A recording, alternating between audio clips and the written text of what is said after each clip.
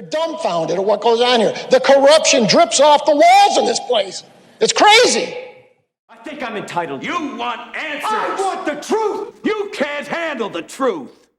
That's what the left-wing media wants you to think. You can't handle the truth. But I'll always give you the unvarnished truth of the corruption, media bias, and downright lies you are being told by Albany today. I'm New York State Assemblyman David DiPietro. Some say I'm the conscience of Albany because I believe you, the citizens of New York, need to know the truth. Welcome to the Truth in Politics podcast and to this week's show. Welcome, everybody. You're listening to Truth in Politics. I'm your New York State Assemblyman David DiPietro. As always, I'm going to call out the left-wing craziness, the corruption and bias that's happening in Albany politics today and all around the country. You're going to hear it here first. Inside sources, you're going to get the truth. And that's the one thing. You're not going to get any fluff pieces here. So I hope you're ready to roll because we've got today my special guest is whistleblower Steve Friend, a former FBI special agent who served since 2014 as an FBI SWAT team member and blew the lid off the FBI's being politicized by the Democrat Party and the Democrats' political approach to criminal investigations. And you know what I'm talking about. Steve has been suspended from the FBI for exposing the inner workings of the FBI and his January 6th testimony, which shattered this country and our faith in the FBI. Folks, so you know, there have been at least 3 whistleblowers and many more who have been suspended from the FBI, who are now coming out from different agencies because they asserted that the FBI pressured its agents to reclassify cases as domestic violent extremism, DVEs, okay? And even manufacture. So follow me. They didn't just tell these agents to do something. They started manufacturing. That means they're making it up. That means they're lying, okay? Domestic violent extreme cases where they never existed, like on January 6th. All this to make it look as if there was a national problem, when in reality it was all concocted by high-ranking Democrats. So good afternoon, Steve. Thank you so much for being on Truth in Politics. I would really like you to tell our audience a little bit about yourself as a person and how you got into this high position in the FBI, and just tell us about you. But we're very excited to have you on the show. Thanks for coming. Thank you very much for having me today. I got my start in the FBI in 2014. Before that, I was a police officer in my hometown, Savannah, Georgia, for a number of years, but eventually was hired after an arduous process and went to the academy and was relocated to the Midwest with my family. I was in Iowa and investigated Indian country crimes for about 7 years. And those are all violent crimes that occur in a special jurisdiction. You got murder and aggravated assault and rapes and child molestations, just the worst sort of stuff. And it's very voluminous. So you get a lot of repetitions. And I became very familiar with the way that the FBI does its investigative work. So I opened about 200 cases in that time and arrested about 150 violent criminals. And after 7 years was rewarded with an exit benefit because it's so hard for the FBI to find people willing to do that work. Most people just kind of want to sit in cubicles. And I relocated to Florida, where I am now in Daytona Beach, to work on child pornography and child exploitation and human trafficking cases.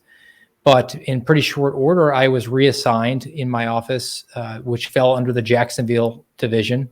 And was told that those cases were a local matter and we weren't going to be resourcing them going further. And I was assigned to work on domestic terrorism, which in my office meant very clearly January 6th cases.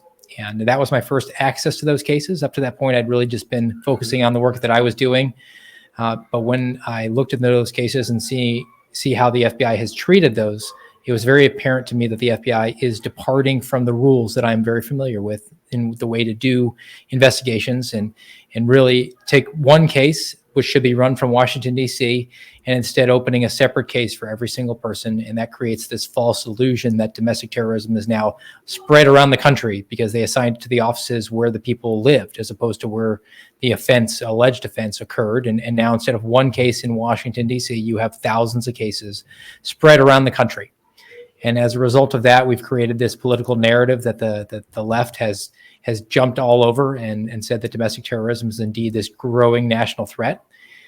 And then secondarily, I was concerned because we were going to be arresting some subjects, and they were accused of misdemeanors, and we were sending large arrest operations to their houses. And then the one individual who was charged with a felony was going to have a SWAT team sent to his house. And I did that. I did that for 5 years, and I know it's a legitimate tool. But when the person says they're going to cooperate with you, you don't SWAT them. And that was what my management was content to do. So I brought my concerns forward.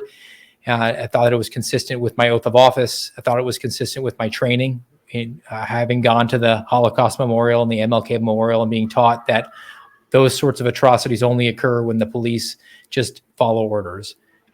But unfortunately for me, for my career prospects, the FBI does not share my sentiments. And within 30 days of me coming forward, they facilitated my suspension from duty. And I was placed in an unpaid indefinite suspension for about 150 days until I ultimately had to resign to take a position where I am now with the Center for Renewing America. It's no one ever saw this coming in this country. Okay, we always revered the FBI and the CIA. I mean, they were just held to a different standard, just like police officers. And I think it's a national thing that's happening. You're watching, especially in New York, where we're from, and especially New York City, where you're seeing just the outright attacks on police officers, just the berating of them.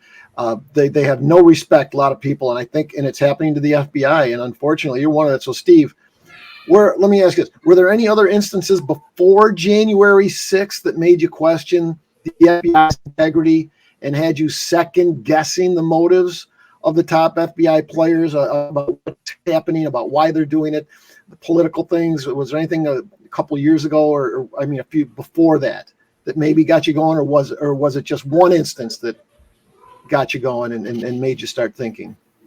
Well, I had a few experiences. Well, before I transferred to Florida, my SWAT team was sent to Michigan to assist with the Gretchen Whitmer Fednapping case takedown. On the operational part of that, where that case, as it became clear in the media and in the trial afterwards, was essentially an entrapment scheme where the FBI roped these guys into this scheme to kidnap and assassinate Gretchen Whitmer.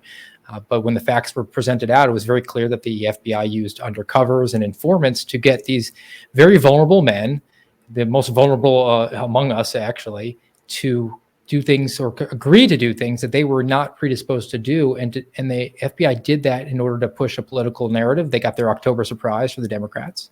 And they also hit their quotas, which is a whole other issue, which I've brought forward, that the FBI has a quota system. And because the demand for domestic terrorism vastly outstrips supply in these quota systems, they're always looking to gin up these cases. And that was one pretty big experience that I had where the scales sort of fell away from my eyes, because I went there. I went to Kalamazoo, Michigan, and had a briefing in which the office that handled that case gave us information on these guys, and they told us that they were every bit as equipped and trained and prepared to engage in a gunfight with us as a SWAT team. And now in retrospect, it's pretty apparent to me that they were overhyping it and maybe even getting us geeked up to get into a gunfight with these guys who were really just living in a basement and not expecting anything like this to come their way. So that was one experience. And then before I had the opportunity to come forward with my concerns about the arrests that were going to happen in my office for January 6th, I saw that in my office, I was assigned to go and talk to a gentleman who Washington, D.C. told me was a suspect on January 6th, even though there was no facial recognition on his face. There was no GPS information on his phone. And it came from an anonymous tip out of state that he had engaged in violence that day. And ordinarily, that's not something that you would resource just from a law enforcement perspective, because even if that gentleman were to admit to having done anything, there's really no proof of it. And he could just be a crazy person. But nevertheless, I was sent to go and tasked to go and interview him, and told that if I didn't, that they would continue to just tell me that I had to. So I went there, and he opened the door, introduced myself, didn't want to waste his time. And I asked him if he was at the Capitol, and he said no, because that was the day of his son's funeral. And having to force that man to relive possibly the worst experience any parent should ever have It's very clear to me that the FBI is content for the collateral damage, doesn't care how large and wide that is. And the process is the punishment, in fact, for so many of these people, whether or not they were even connected to January 6th. Steve, you nailed it on the head. You said the collateral damage, because I say that all the time, but I say it in a political sense, where Democrats don't care, because I feel, and I say this with all sincerity, I don't feel that the left-wing Democrats, I'm not talking about the ones on your street that you go have a beer with, and sit by the pool. I'm talking about the ones that run the party on the street in Albany or in Washington. Most of them don't have a plumb line. Most of them lean to the far left, the communist side of the Democrat Party. And to them, the ends justify the means. And so they don't care if somebody gets hurt. They don't care what happens to them. And I see it all the time, and I try to explain that. So, this is my honored guest, folks, FBI whistleblower, Steve Friend. Okay, Steve, I call out the corruption in government every day. And can you tell our listeners some of the specific things which happened to you, or you were told to do that smacked of the dishonesty? And really, what set your antennas up on January 6th when all that was coming down? What were your thoughts? Because this really obviously cost you your job. And so what? I know you have a plumb line. I know I've seen your interviews where you said this, the morals here don't add up, and you can't go against the Constitution and against what you've been trained to do and what you've been told to do. So give us a little bit more insight on that, about what really on January 6th, and about your moral standard when you said, you know what, enough's enough. Well, I've always sort of envisioned myself as a system idealist. We always hear about the system disruptors, especially Silicon Valley, the tech guys that are always blowing up the system and thinking of new and innovative ways to do things.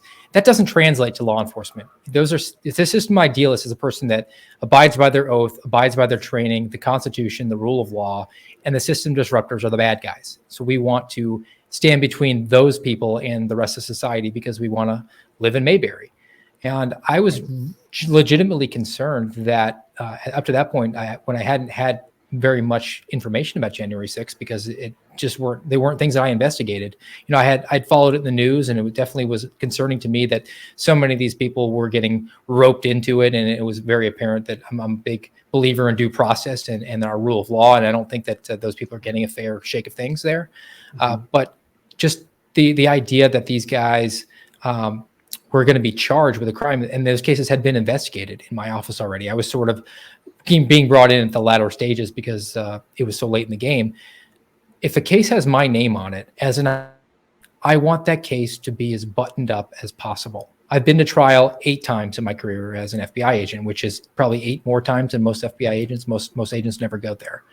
And I know that there are pitfalls that are along the way for a righteous prosecution. So if I take it on good faith that you've done everything possible, and this indeed is a person that needs to be charged with a crime, and I assume that role as the case agent for that case, it has my name on top of it. It has to be as buttoned up as possible, because I don't care if there's a 100% success rate in the District of Columbia when it comes to charging all these people for January 6th. It's my job to do as good a job as I can on this case to make sure it's adequately prepared. And because the FBI is departing from its rules for opening up cases, and it's opened up a different case for every single person, and it's supposed to have my name on it, and I'm supposed to be in charge of it, but I'm really just taking directives from headquarters. That is very inconsistent with the way that we do things. And it's easily avoidable. The FBI could just open up all those cases in Washington, D.C., and then give us directives to assist with those cases. So the question then became, why are we doing it this way if it's a departure that's going to jeopardize us bringing a righteous prosecution against somebody who should be prosecuted for committing a crime? And the response that I got back was, this gets buy-in from the field. And that means that it's going to hit the quota system that we have. And what people need to know is, very much like a traffic cop with a ticket book, the FBI has a quota system. And because now the politically sexy topic is these domestic violent extremists, everybody's got to get a lot of them. So now the FBI is working smarter and not harder, and turning one case, which is January 6th, into thousands of cases and spreading the wealth, getting buy-in from all the various field offices around the country because people were there that day from every single region of the country. And it's created this false narrative that because the person lives in Daytona, where I live, that there's a real domestic terrorist threat in Daytona. And that's just not true.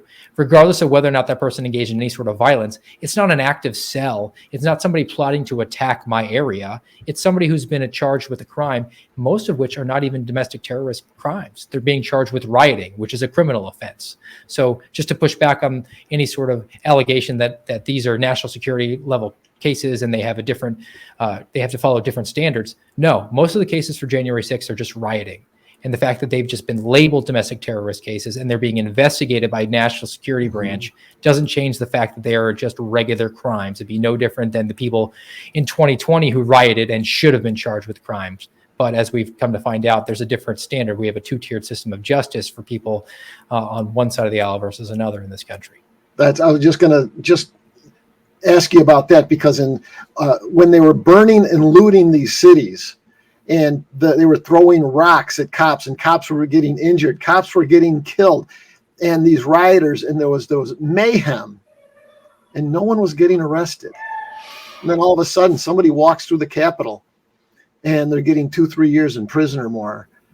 It just didn't add up, and it doesn't add up. And I just wanted to get your thoughts on that. If that's what you saw, also the disconnect, because you just mentioned the two-tiered justice system, which anyone listening or anyone in their right mind knows that's what we have here. When Hillary Clinton can do 50 million things and bash your computers and not one charge, but yet if it was a Republican, we're in jail.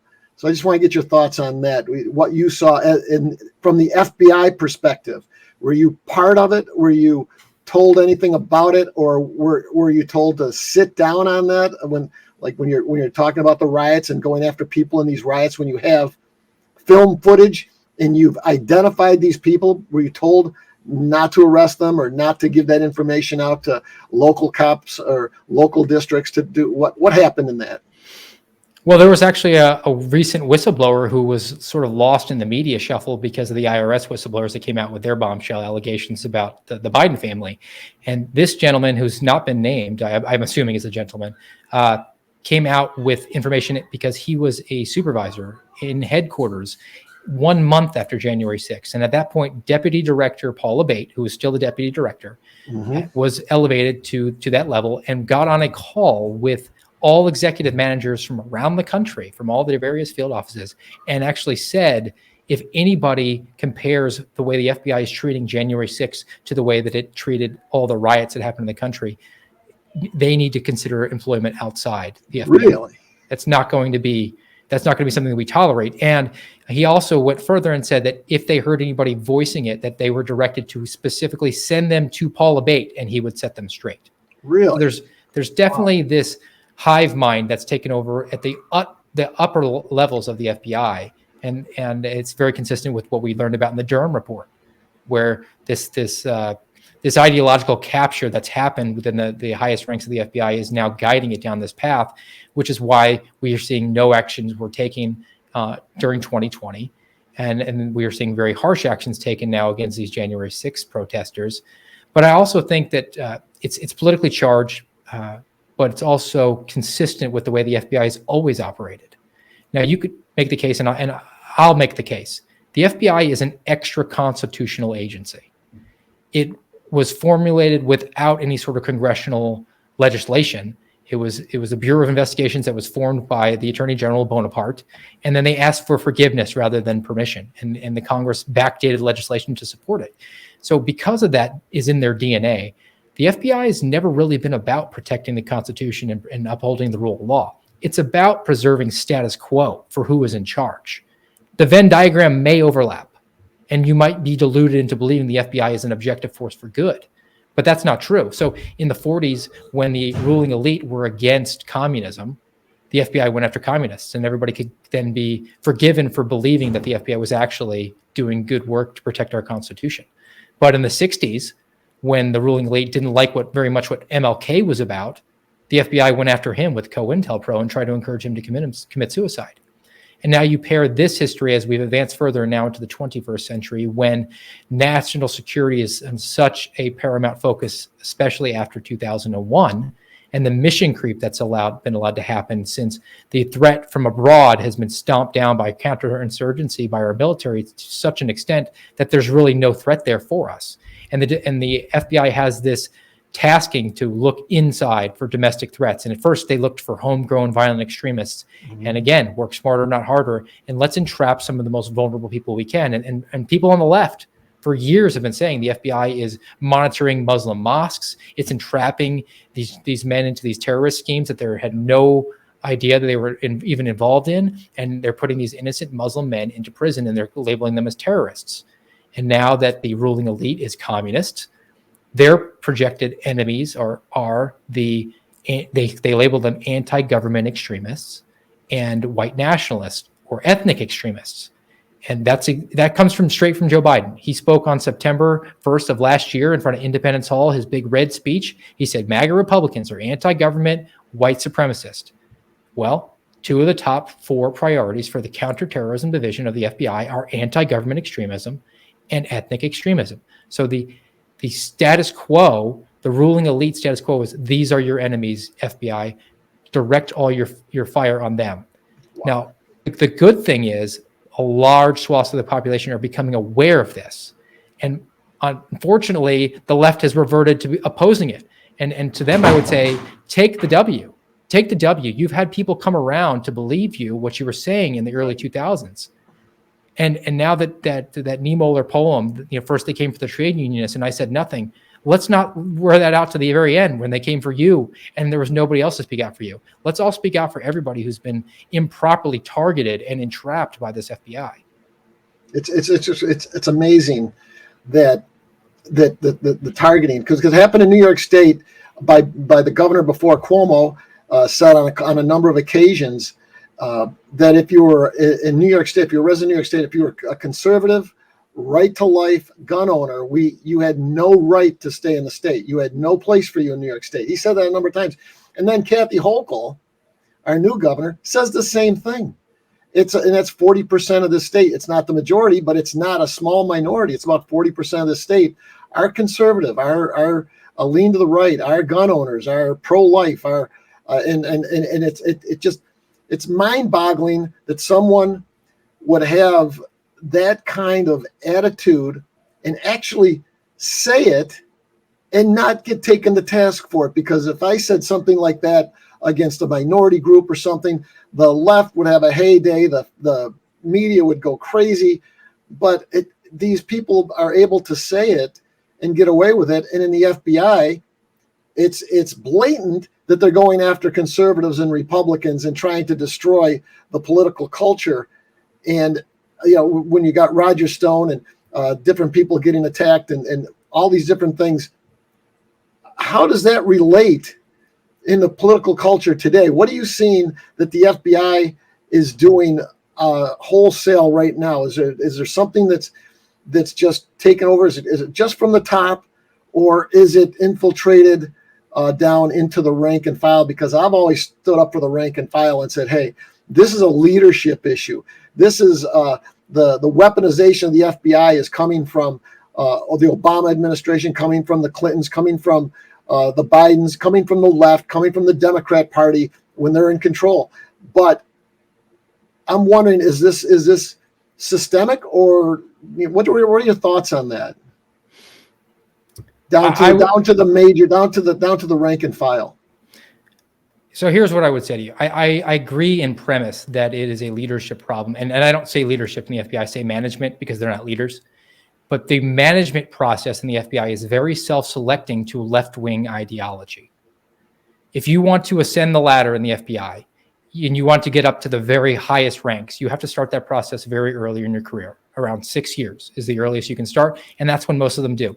Right. You don't know your butt from a hole in the wall at 6 years in the FBI as far as doing investigations or doing any of the work that you're supposed to be doing. Yet those people ascend the ranks and they then take leadership roles or managerial roles over violations that they have no experience in. And I say left-wing ideology because in order to promote, you have to do something new and novel. You have to invent a solution and look for a problem to apply it to.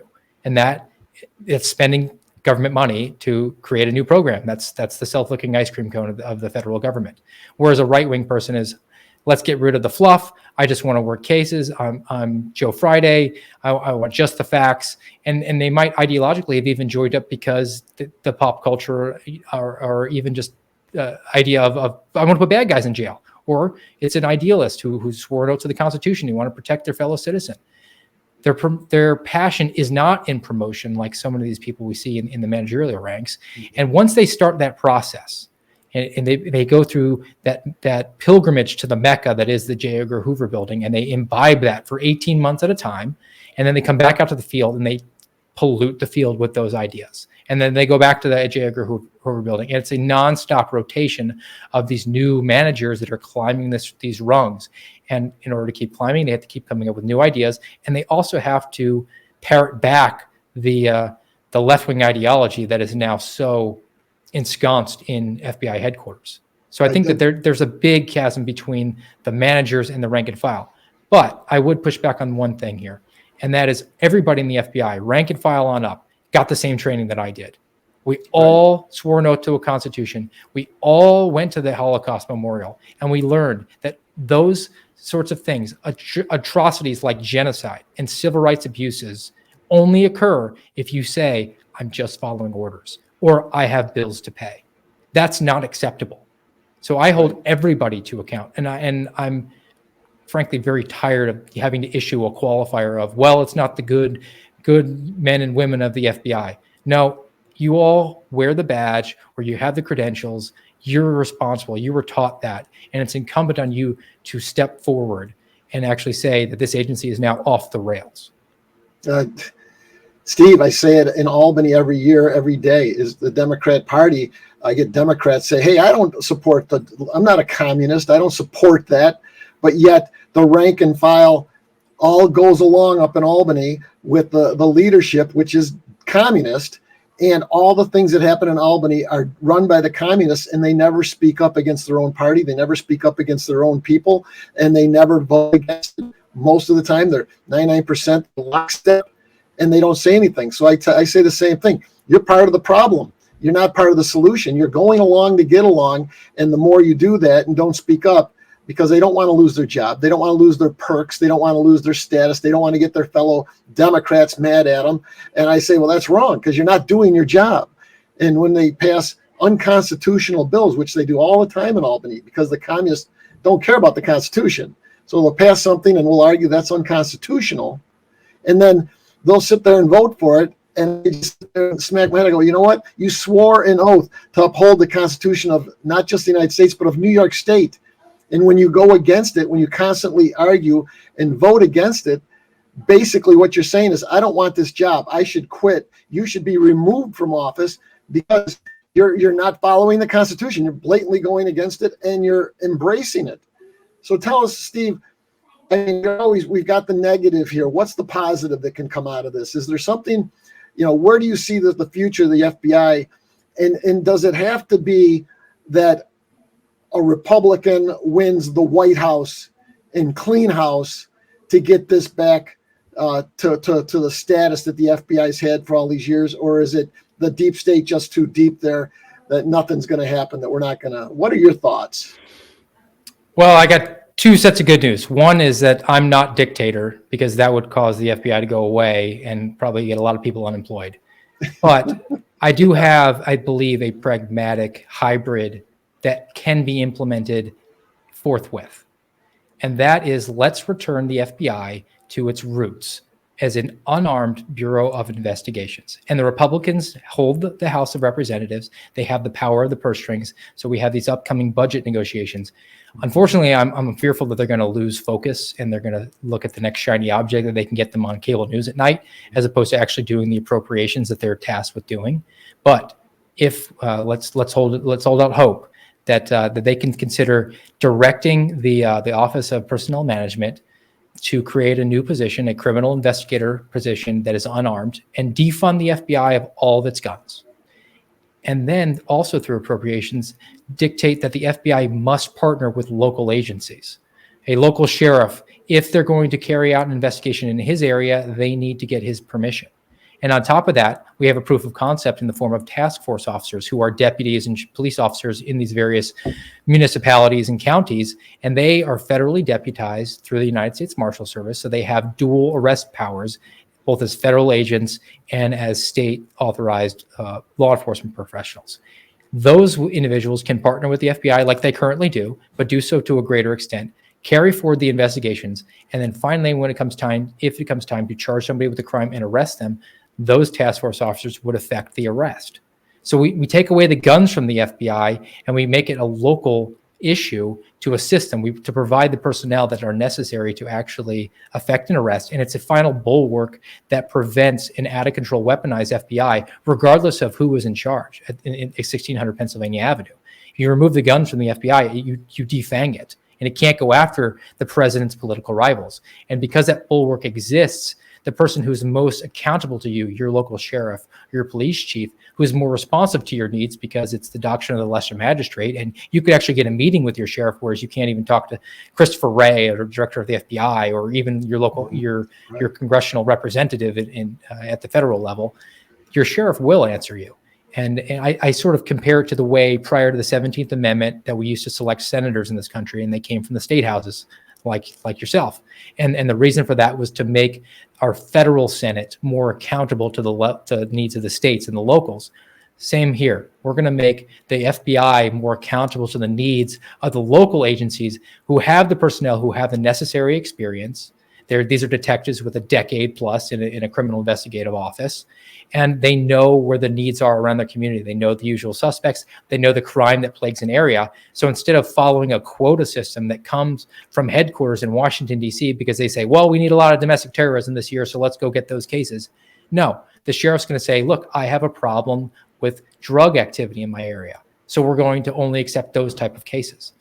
And I think that the Republicans, if they actually take the time to be a little bit more energetic than they've been, instead of just holding hearings just for the sake of having a viral moment to fundraise or get them onto Fox News, and actually address the problems that are plaguing the FBI and the country at large, they can actually do that in the next budget debate. So that's a great idea. Is there a reason the Republicans haven't? What, did they just not think of it? Are they not that bright? Why have they not gone forward and tried to push at least some semblance of what you're just talking about to make that happen? Because they do control that. Is there just not enough votes because the deep state's controlling a lot of these people, or what? Why do you think that's what's happening? Well, I've put that idea out there pretty recently, and so I'm hoping that it's going to gain some momentum, gain some eyeballs. I mean, I published a column about it in the Federalist a week ago, so I'm hoping that maybe some of the more energetic members of the Congress can actually take that up. Unfortunately, I think that they view a victory here as something like, let's delay construction of the FBI headquarters, because that sounds splashy, and then we can move on to the next thing, because they're very concerned about being labeled as defund the police. But at the Center for Renewing America, what we recently did was we published a recommended budget where we would zero out the intelligence gathering aspect of the FBI, which is ridiculous. The FBI is not the KGB, not the Stasi. It's not a domestic intelligence agency that creates cases just to gain intelligence on the local population. So we eliminate that funding, and we can actually beef up the funding for the criminal investigative arm of the FBI. And while the total budget for the FBI will come down significantly, what you want it to do and what you expect it to do as a taxpayer will go up. And the FBI would do the work that we see and we know. And the congressional Republicans can hang their hat on something like that and say, look, I want to empower local police because I'm a smaller Republican in addition to being a Republican in name. And I want the FBI to do the work that is going to most benefit our local communities. And we're actually giving additional funding to the police.